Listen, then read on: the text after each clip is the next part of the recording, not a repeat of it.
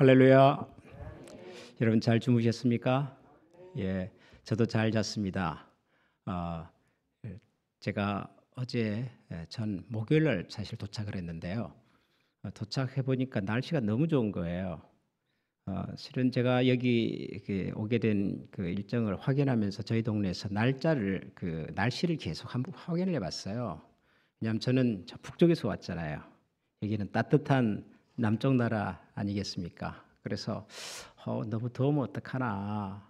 막 여름에는 90도, 100도까지 가는 동네니까. 제가 보니까 80도 어간에서 왔다 갔다 한다 그러더라고요. 근데 저희 동네에서 80도는 굉장히 더운 날씨거든요. 그래서 덥겠구나. 그랬는데 오늘 아침 여기 70도 나올 때 보니까 70도는 제가 제일 좋아하는 온도입니다. 저는 세상에서 60도에서 70도만 되는 곳에 살면 너무 행복할 것 같습니다. 그런데 참 이렇게 집회하는 이 주간에 날씨가 70도로 딱 맞춰지는 게 너무 신기하고 너무 행복했습니다. 좋았습니다.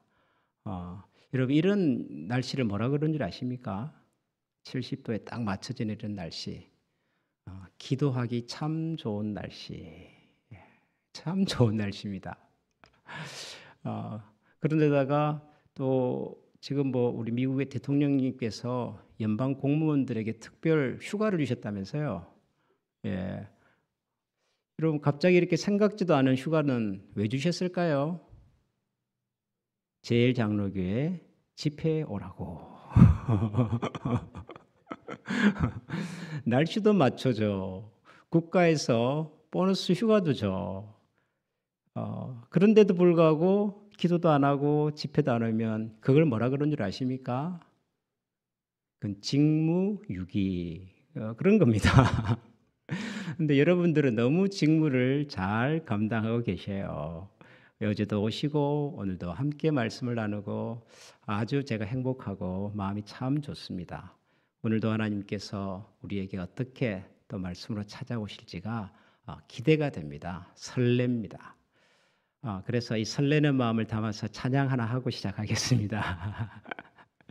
이 아침을 하나님 앞에 드리면서 우리 마음에 있는 것들을 소중하게 담아서 드리면서 우리 찬양 같이 한번 하겠습니다.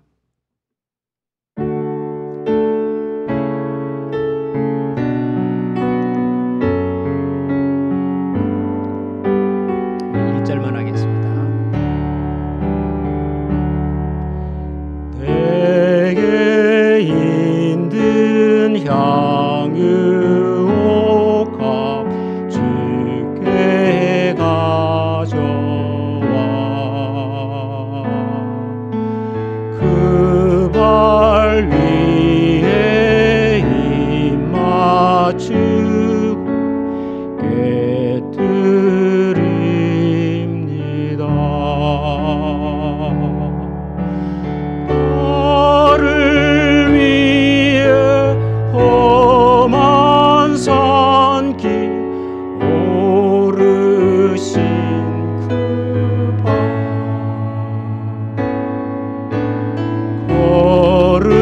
걸음마다 크신 사랑 새겨놓았네.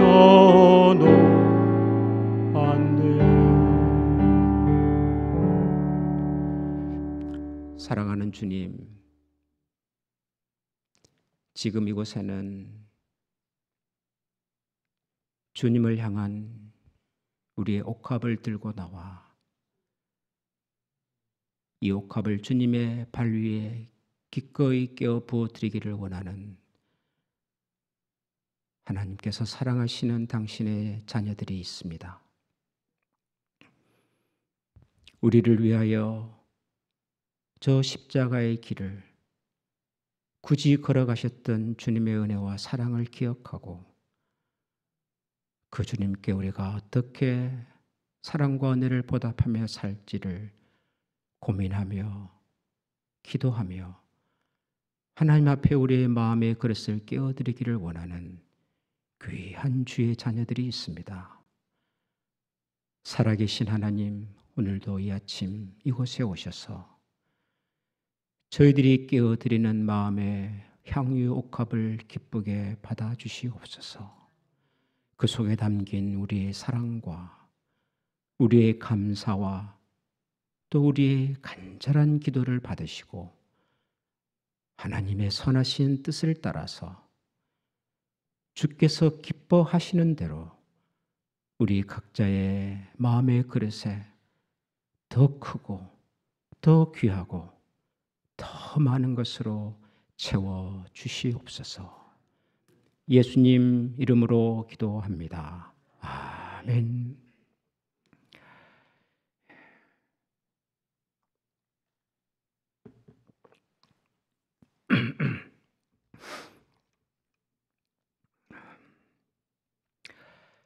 어제 우리가 하나님 사랑하면서 삽시다. 그 말씀 제가 나누었습니다.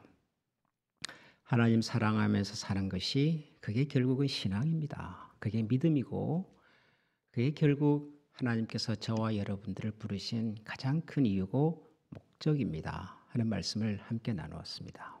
신앙이란 믿음이란 하나님 사랑하는 겁니다. 하나님 사랑하는 마음과 중심으로 살아가는 것, 그걸 우리가 신앙생활이라고 부르는 거죠.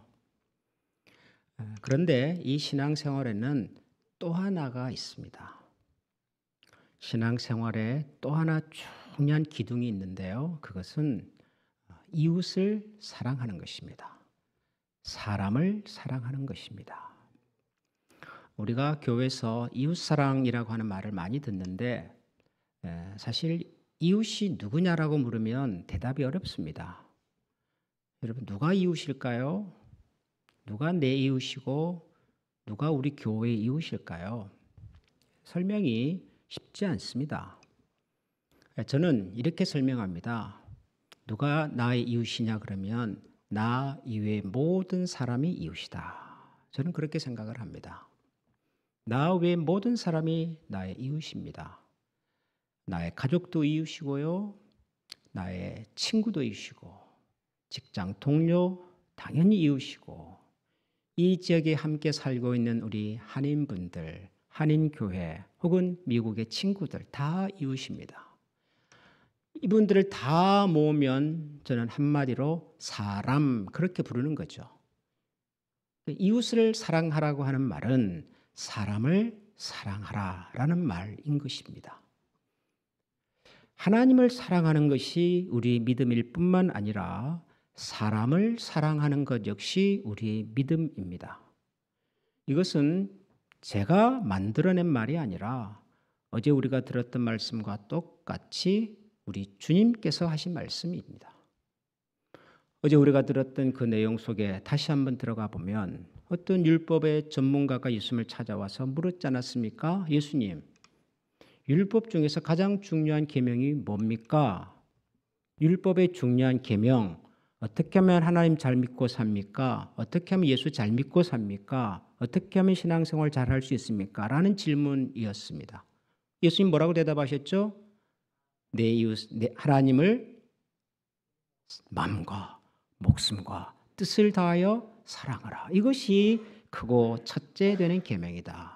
하나님 사랑하는 것이야말로 우리가 하나님 잘 믿는, 예수 잘 믿는, 신앙생활 잘 할 수 있는 지름길이고 가장 중요한 길이다. 예수님이 그렇게 하셨어요. 그런데 그 다음에 예수님이 또 하나 중요한 말씀을 하십니다. 37절에서 예수님께서 이렇게 말씀하십니다. 하나님을 사랑하라 하셨으니 이것이 크고 첫째 되는 계명이요. 그 다음 뭐라 그러세요? 둘째도 그와 같으니 내 이웃을 내 자신과 같이 사랑하라 하셨으니 이 두 계명이 온 율법과 선지자의 강령이니라 그러셨어요.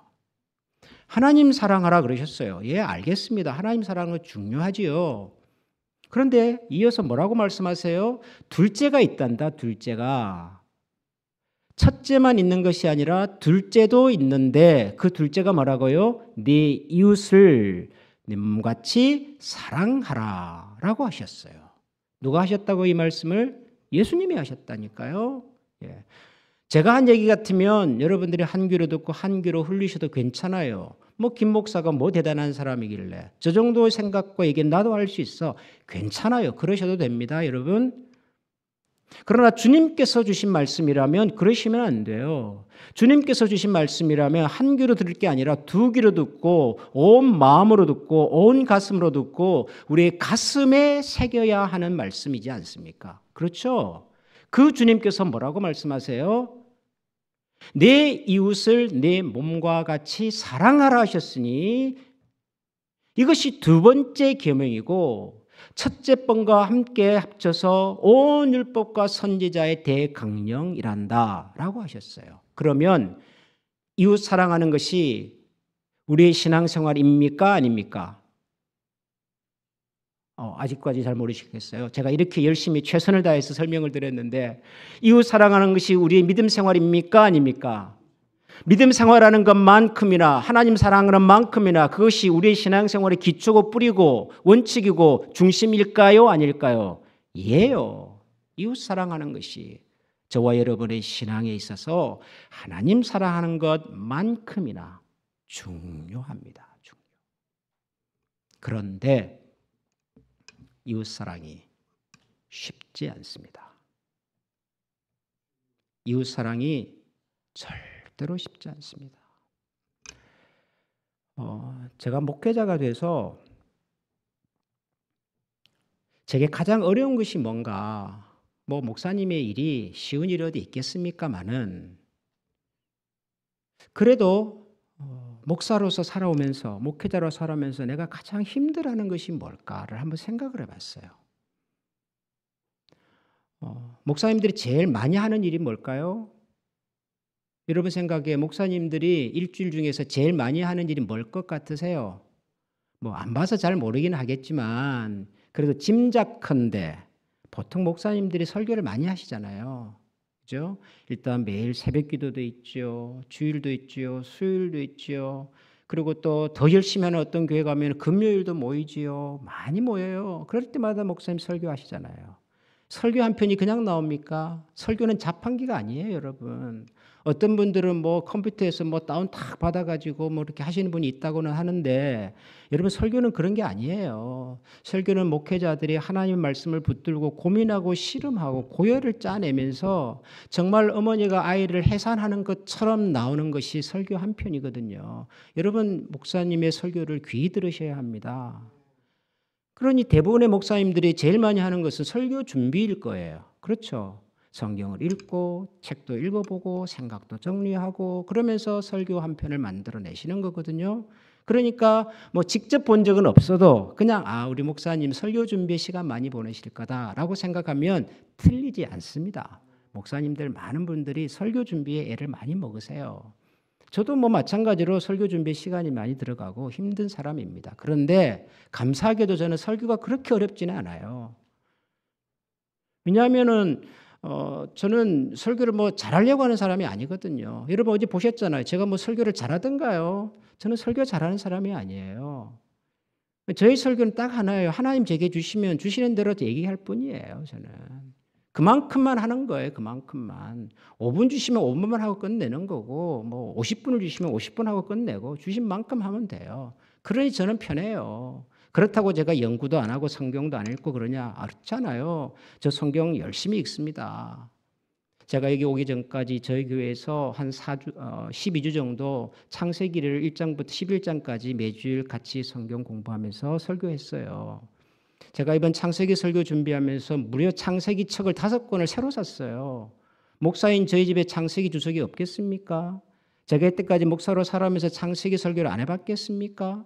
그런데도 불구하고 제가 새로 창세기 주석 5권을 샀어요. 어떤 책은 이만큼 두꺼워요. 대부분의 목사님들이 설교 한 편 준비하려면 고민 많이 하시고 준비 많이 하십니다. 저도 그래요. 그렇지만 설교가 그렇게 힘들지는 않아요. 주신 대로 하면 되지 뭐 주신 대로.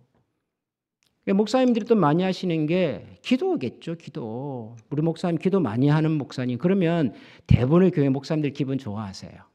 교인들이 나를 기도 많이 하는 목사를 알아주면요. 그거 좋아하세요. 실제로 기도를 많이 하시는지 안 하시는지는 몰라도 왠지 모르게 기도 많이 하는 목사님 그러면은 뭔가 그 목사님에게는 영적인 뭔가 이게 소위 아우라가 있을 것 같고, 우리 목사님 기도 한번 하면 병이 나을 것 같고, 뭐 그런 느낌들이 같이 있는 말이거든요. 기도 많이 하시는 거 좋아요. 근데 저는 옛날에는 기도하는 게 힘들었던 사람이에요. 기도 오래 못 하겠어요. 부끄럽지만은 제가 부목사 시절에 새벽 기도에 가면은 저보다도 더 오래 기도하시는 성도님들이 많았어요. 저는 이제 그만하고 싶은데 차마 부목사가 집사님보다 먼저 나갈 수가 없어서 할 수 없이 앉아 있었어요. 그럴 때가 많았습니다. 한국 교회는 왜 새벽 기도회라는 걸 만들어 가지고 이렇게 아침마다 힘들게 만드나, 그런 생각할 때가 많았어요. 기도가 힘들었어요, 저도. 그런데 어느 순간부터 저는 기도가 어렵지 않아요. 기도가 어렵지 않아요. 왠 줄 아십니까? 제가 어제 말씀드렸잖아요. 기도 뭐 주저리 말하는 게 기도가 아니에요. 하나님 좋습니다. 지금 오늘 아침에 너무 기분이 좋습니다, 하나님.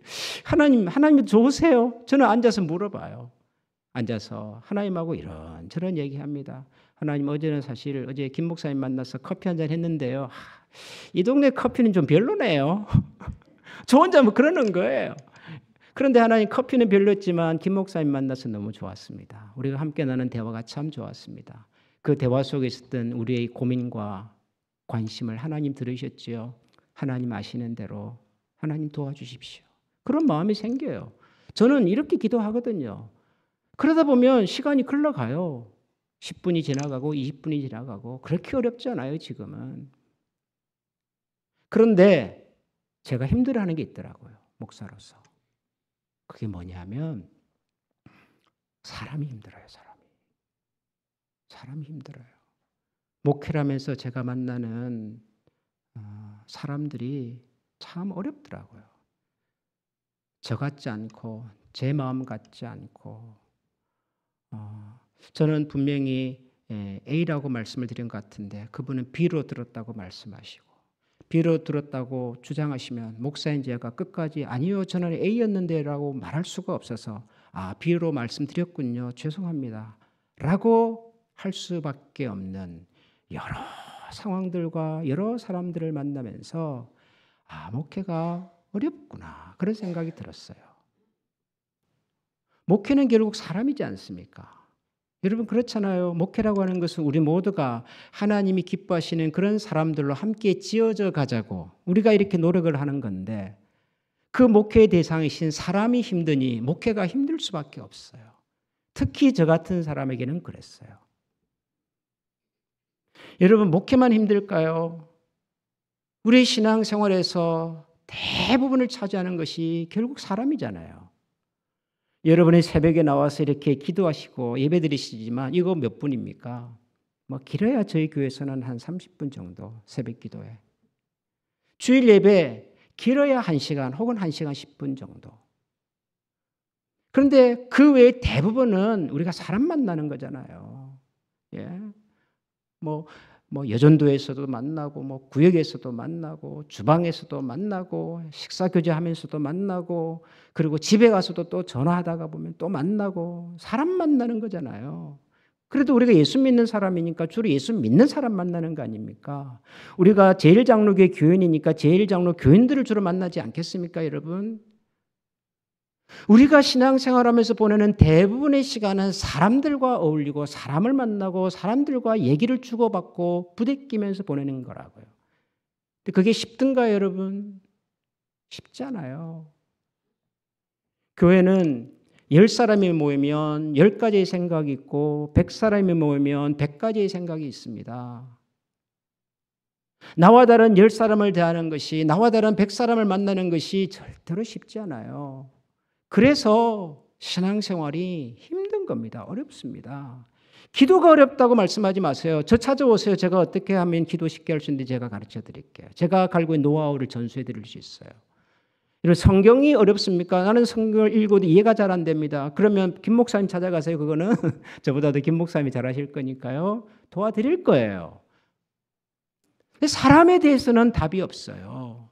아무리 겪어봐도 여전히 제자리인 게 사람이더라고요, 저는. 그래서 사람 사랑하는 것이 어려워요. 쉽지 않아요. 왜 하나님 사랑하는 것만큼이나 사람을 사랑하는 것이 우리 신앙의 근본이고 본질이고 뿌리인지를 알겠어요. 아, 이게 쉬운 일이 아니구나. 쉽게 되는 게 아니구나.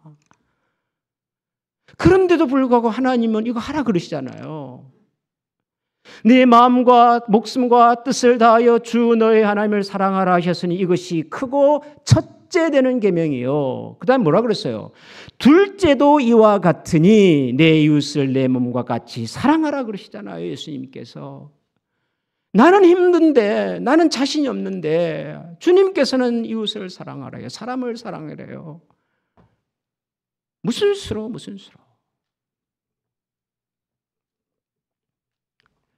그런데 참 우리 주님은 참 제가 어제 그랬잖아요. 괜찮은 분이라고 말씀드렸잖아요. 여러분 사귀어 보시면요, 그분 괜찮은 분이세요.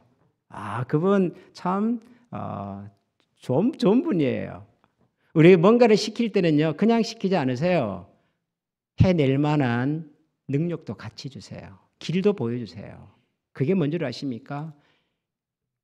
예수님이 이렇게 말씀하셨습니다. 율법에서 가장 크고 중요한 계명이 뭡니까? 그랬더니 첫째는 말씀하셨어요. 하나님을 사랑하라. 그 다음에 둘째도 있는데 말씀하셨어요. 첫째, 둘째 그렇게 말씀하셨어요. 여러분 첫째, 둘째가 무슨 말입니까? 여러분 첫째, 둘째가 무슨 말이에요? 여러분 댁에 혹시 자녀가 둘 이상 있는 분들, 첫째가 있고 둘째가 있으시죠? 뭐 셋째가 있는 분들도 있습니다. 첫째는 뭐고 둘째는 뭡니까? 첫째가 더 이쁘고 둘째는 덜 이쁩니까? 혹은 첫째가 더 귀하고 둘째는 덜 귀합니까? 첫째한테는 내 재산 전부를 줄 거고 둘째 조금만 줘 그럴 겁니까? 아니죠. 분명히 아니시죠. 첫째든 둘째든 부모의 사랑의 분량은 똑같을 겁니다. 똑같이 첫째도 사랑하고 똑같이 둘째도 사랑할 거예요.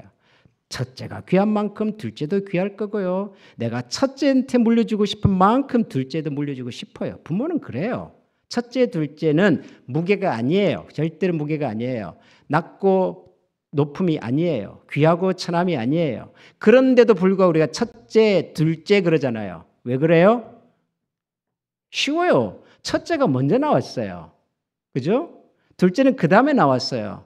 순서인 겁니다. 순서. 하나님께서 우리 가정에 자녀를 주신 순서일 뿐이에요. 절대로 그것이 더 중하고 덜 중하고의 문제가 아니에요. 더 중하고 덜 중하고의 문제는 아니지만 순서는 중요해요.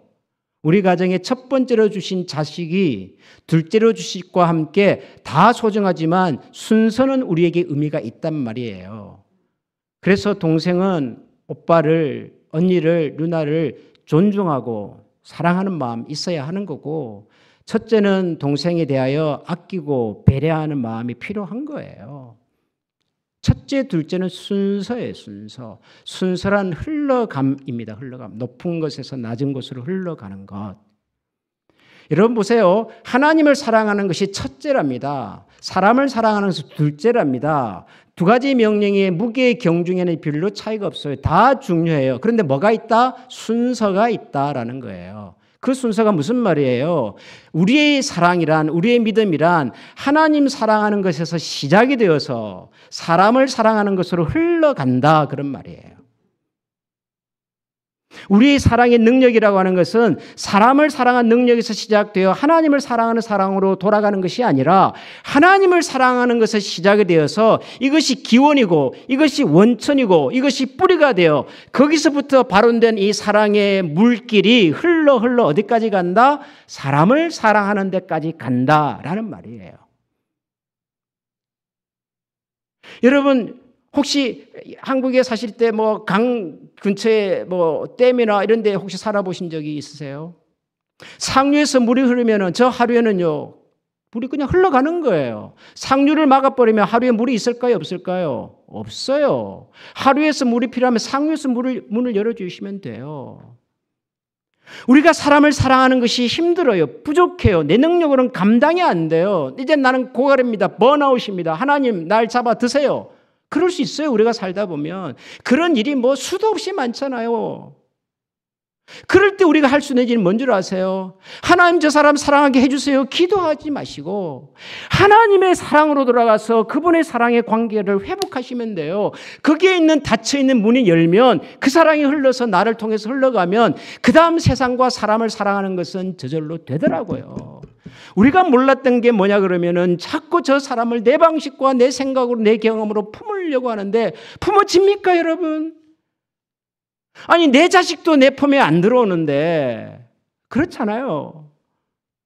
내 자식도 내 품에 안 들어오는데 어떻게 나와 다른 사람이 내 품에 들어온단 말이에요. 어떻게 나와 다른 저 사람을 내 손으로 내가 부둥켜 안을 수가 있어요. 죄송하지만 포기하세요. 안 될 겁니다. 절대로 안 될 겁니다. 평생 안 될 겁니다. 제 말이 진짜인지 아닌지 한번 살아보십시오. 나와 다른 사람을 내 실력으로 내 능력으로 내 영성으로 내 경험으로 품어보려고 하면 품어볼수록 그 사람들은 더 멀리 갈 거라고요.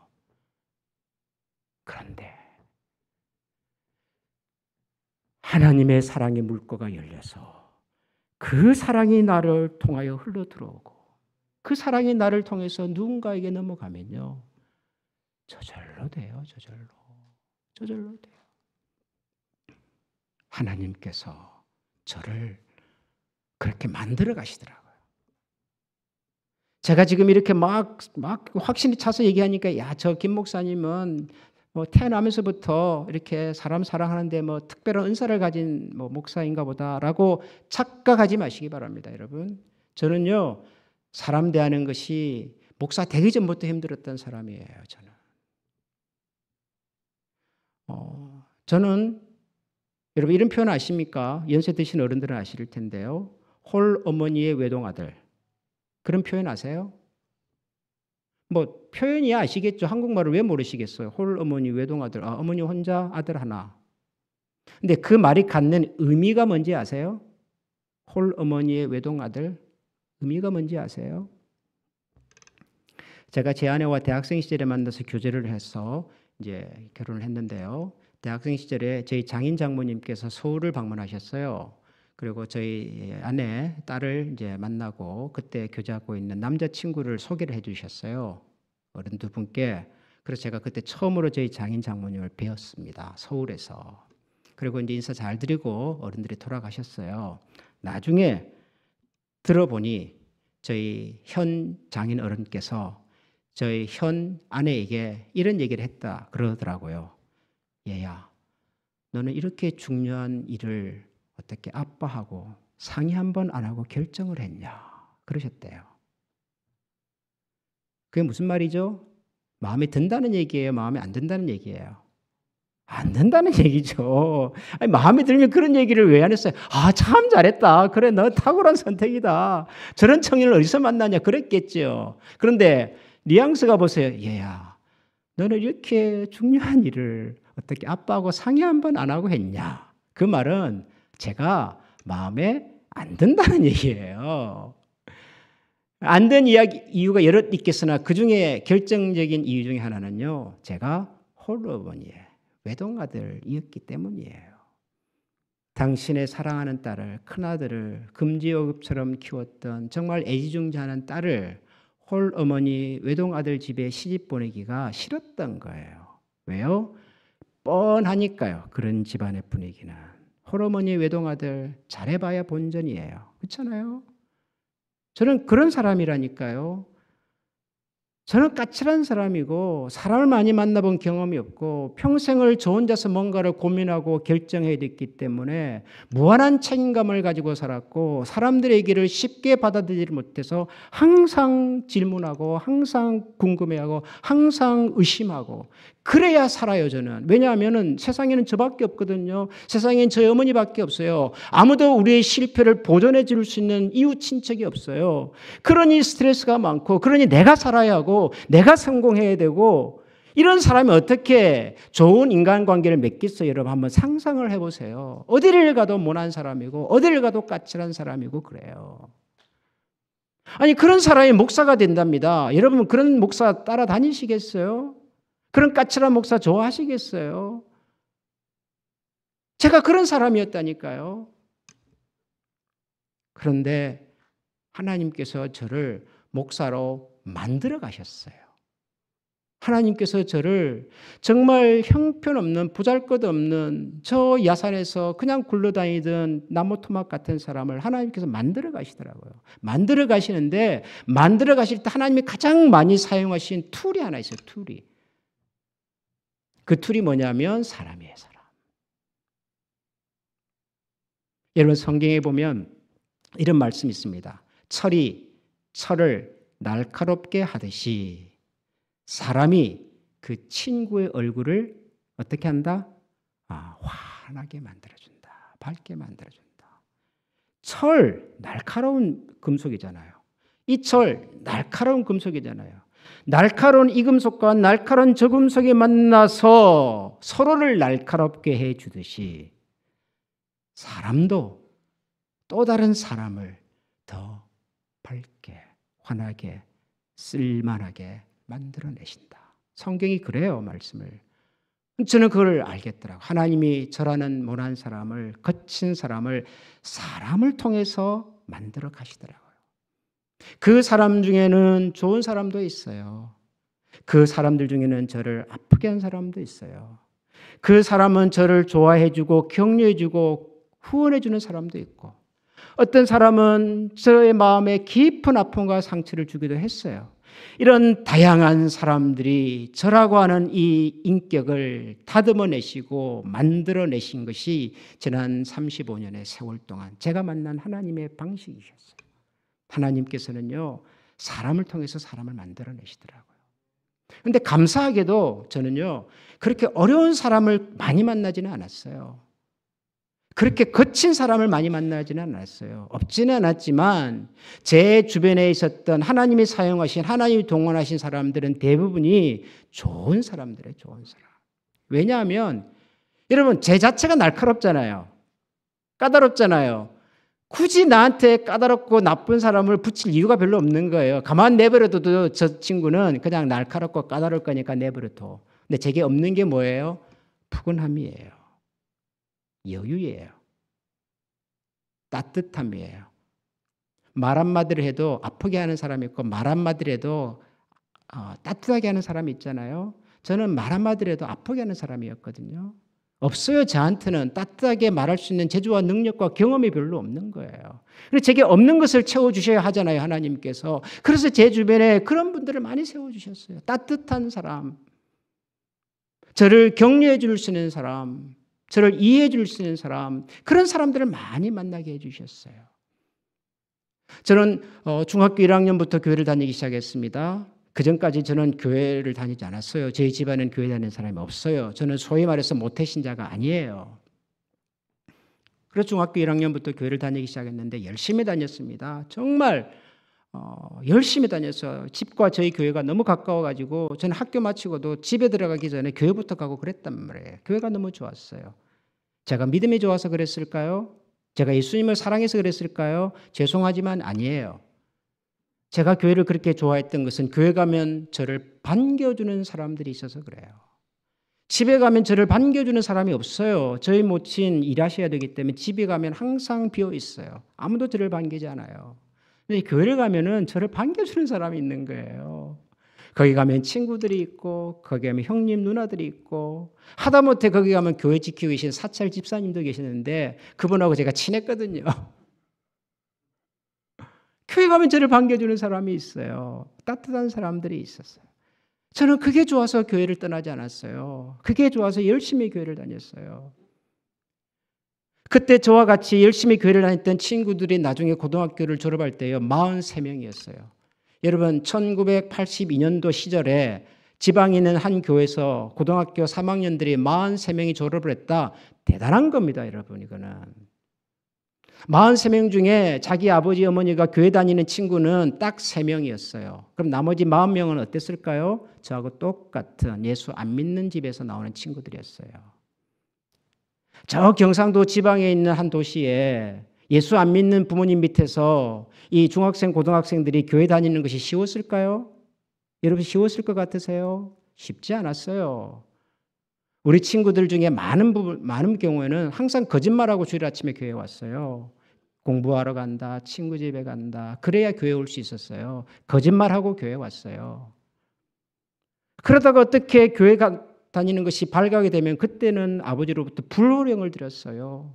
뭐 족보에서 뭐 지우겠다는 등, 뭐 나가라는 등, 뭐 입에도 담지 못할 이상한 욕을 들어가면서 그렇게 신앙생활을 했다고요. 그 40명은.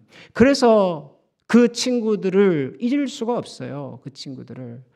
우리가 똑같이 소위 부모님의 핍박과 부모님의 그 엄청난 그 언어의 폭력 속에서 우리가 함께 생존한 우리는 참 역전의 용사들이었기 때문에 우리가 서로서로를 잊을 수가 없어요. 그래서 지금도 그 친구들을 만나요. 저희들이. 지금도 그 친구들이 연락이 돼요. 그중에 한 친구가 이 리틀락에 살고 있어요.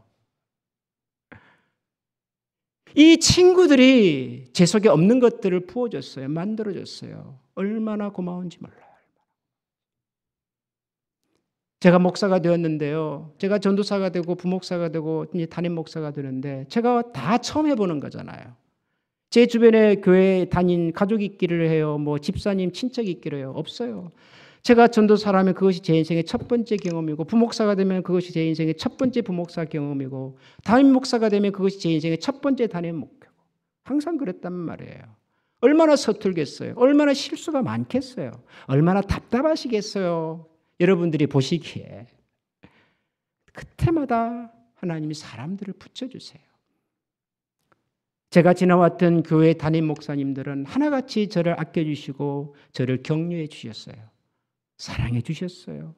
아버지 같은 생각이 들어요. 그래서 그분들 덕분에 그나마 제가 목사 노릇을 하고 있는 것 같아요. 제가 그런 목사님 못 만났으면 아마 지금의 김민석 목사는 불가능했을 것 같아요. 그때 맞는 좋은 성도님들이 계세요. 저 같은 목사를 뭐가 좋다고 이쁘다고 격려해 주시고 칭찬해 주시고 제가 지금도 기억하는 어떤 한 장로님의 이야기가 기억이 나요. 제가 부산에서 신학교를 졸업하고 신학교를 졸업하면 이제 강도사 그러거든요. 예. 그래서 서울에 있는 교회에 강도사로 부임을 했어요. 이제 갓 결혼했어요. 나이가 27인가 그랬어요. 제가 지금 보니까. 여러분 27짜리가 지금 어른들 앞에 설교를 한답니다. 상상이 가세요? 여러분 집에 27살짜리 한번 상상을 해보세요. 근데 제가 강도사가 되어서 그 교회에 부임을 해서 첫 설교를 하고 내려왔어요. 수요일 날 첫 설교를 하고 내려왔어요. 내려가는데 그 교회 장로님 한 분이 저를 찾아오시더니 강도사님 오늘 수고하셨습니다. 그러면서 이렇게 말씀해 주셨어요. 앞으로 좋은 설교자가 되겠습니다. 그러시더라고요. 저는 그때 건성으로 들었어요. 그 의뢰하는 얘기인 줄 알았어요. 뭐 그럴 수 있잖아요. 젊은 강도사 하나 설교하고 내려가는데 격려해 주는 말씀이죠. 근데 제가 그분의 말씀을 지금까지도 잊을 수가 없어요. 아, 누군가가 저 젊은 강도사의 그 설교를 듣고 아, 좋은 설교자가 되겠구나라고 생각하시면서 기도해 주시는 거잖아요. 기도. 격려해 주시는 거잖아요. 그 격려의 말씀 한마디가 그 기도의 하나가 지금의 저를 만든 것 같으니까. 사람이에요, 사람. 저와 여러분을 만들어내는 것은요, 아프게 하는 것도 사람이지만 제게 공급해주고 채워주고 나를 살리는 것도 사람이더라고요. 그래서 사람 사랑하는 것이 중요한 거예요. 사람 사랑하는 것이 우리 신앙의 본질인 거예요. 여러분 이거 포기하지 마셔야 합니다. 아무리 힘들어도 끝까지 하셔야 합니다. 내가 못할 때는 하나님 앞에 가서서 하나님께 따지시면 돼요. 하나님 제게는 더 이상 이거 해낼 만한 능력 없습니다. 하나님께서 알아서 해 주십시오. 여러분, 저는 여러분이 섬기는 이 제일장로교회가 하나님 제일 사랑하는 교회가 되기를 원하고 첫 번째로 또 하나는 이 동네에서 사람들 사랑하는 것 제일 잘하는 교회가 되기를 주님의 이름으로 축원합니다. 여러분 보십시오. 우리 주변에 제법 유명한 교회들 많습니다. 제법 큰 교회 많습니다. 뭐 자랑할 거를 가지고 있는 교회들이 꽤 많습니다. 그런데 사람 사랑하는 일에 자랑할 수 있는 교회 그렇게 많지 않아요. 사람을 소중하게 여기고 사람을 귀하게 여기고 저 사람 속에 내 생명과 내 인생을 걸 수 있는 교회 그렇게 많지 않아요. 하나님을 내 마음과 목숨과 뜻을 다하여 사랑하는 것만큼이나 사람에 대해서도 내 마음과 목숨과 뜻을 다하여 사랑하겠다고 발버둥치고 그것이 안 돼서 하나님 앞에 무릎을 꿇고 심령을 자복하고 통회하는 교회가 그렇게 많지 않아요. 우리 교회 부흥하게 해주세요. 우리 아들 잘 나가게 해주세요. 우리 교회 성공하게 해주세요. 그렇게 기도하는 교회는 많을지 몰라도 하나님 이 동네에 사는 이웃들을 하나님의 마음으로 품어낼 수 있는 교회 되게 해달라는 기도하는 교회 그렇게 많잖아요.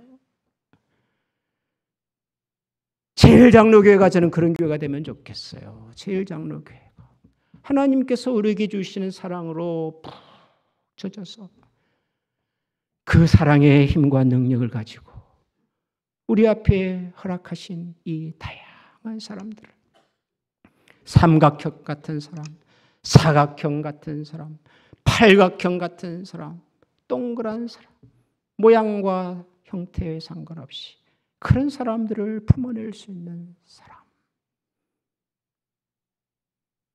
요한복음 3장 16절은 저는 그렇게 해석합니다. 우리가 다 아는 요한복음 3장 16절이 뭐예요? 하나님이 세상을 이처럼 사랑하사 독생자를 주셨으니 이는 누구든지 저를 믿는 자마다 멸망하지 않고 영원한 생명을 얻게 하실 것이라 잖아요. 그죠? 제일 중요한 게 뭐예요? 영생을 주신다더라. 그거잖아요. 누구를 통해서? 예수 그리스도를 통해서. 그러잖아요. 누구를? 누구를 그렇게 하시겠다는 거예요? 하나님이 누구를? 세상을 이처럼 사랑하사. 여러분, 하나님께서는 절대로 하나님께서 목사들을 이처럼 사랑하사라고 하지 않았어요. 하나님께서 장로들을 이처럼 사랑하사라고 하지 않았어요. 하나님께서 예수 믿는 사람들을 사랑하사라고 하지 않았어요. 하나님께서 예수 열심히 믿는 사람들을 사랑하사도 하지 않으셨고요. 하나님께서 큰 교회 다니는 성도들을 사랑하사도 안 하셨어요. 하나님 대도시에 있는 성도들을 사랑하사도 아니고 하나님께서 한국교회를 사랑하셔도 아니에요. 하나님이 주신 말씀은 하나님이 세상을 이처럼 사랑하사. 세상을 이처럼 사랑하사. 그 세상에 누가 있어요, 여러분? 그 세상 속에 누가 있어요? 그 세상 속에 나도 있고 내 자식도 있고 우리 부모도 있고. 여러분, 제가 세상을 좀 살아보니까 사랑하기 정말 힘든 사람들 중에 하나가 나와 가장 가까운 사람이더라고요. 나와 좀 멀찍이 있는 사람들은 그래도 사랑하는 흉내라도 내겠어요. 1년에 한두 번 만나는 사람들은요, 제가 사랑하는 척 할 수 있겠더라고요. 그런데 매일 만나는 사람, 매일 대화해야 되는 사람, 내가 헤어지고 싶어도 절대로 헤어질 수 없는 사람, 그런 사람 있잖아요. 여러분 아세요? 내 속에서는 그냥 당장 떠나고 싶은데도 불구하고 우리가 차마 그럴 수 없는 사람 있잖아요. 우리 옆에. 심지어는 부모 자식도 그렇고요. 한 부모님 뱃속에서 태어난 형제 자매도 그렇고. 떠날 수 있으면 떠나겠어요. 끊을 수 있으면 끊겠어요. 그런데 차마 끊을 수가 없어서, 차마 떠날 수가 없어서 그래도 같이 살아야 될 사람들을 사랑하는 것이 너무 힘들어요. 너무 속상해요. 내가 저런 사람을 사랑할 수 없다는 것이. 내가 아직도 저런 사람들 때문에 고민이 된다는 것이 너무 마음이 아파요. 근데 어떻게 해요? 이게 사실인데. 그래서 기도할 수밖에 없어요. 그래서 하나님, 제가 인생을 60년 넘게 살아도 헛살았습니다. 제가 목사인데도 불구하고 아직도 이게 용납이 안 되네요. 어떡합니까? 하나님의 은혜요, 하나님의 사랑으로 저를 덮어달라.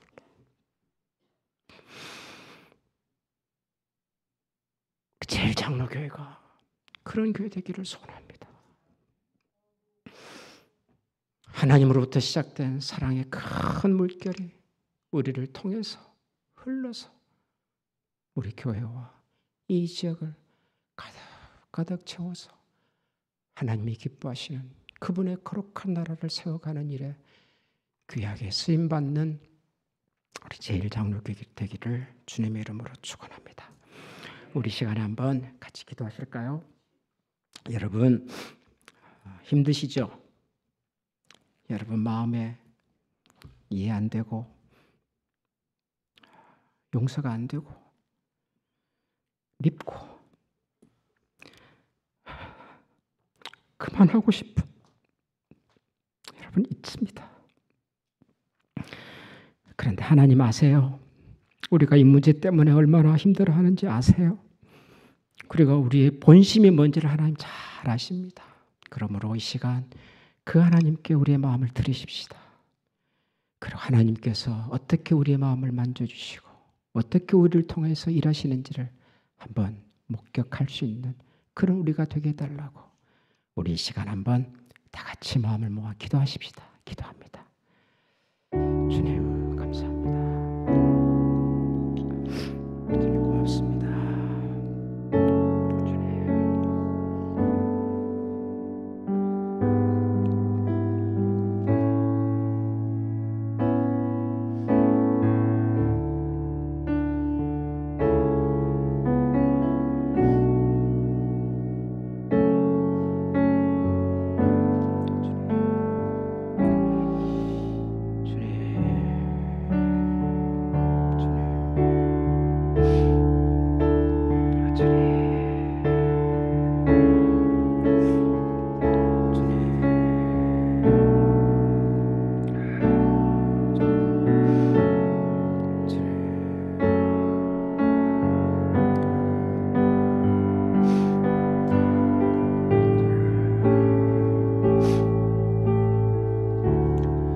하나님 감사합니다.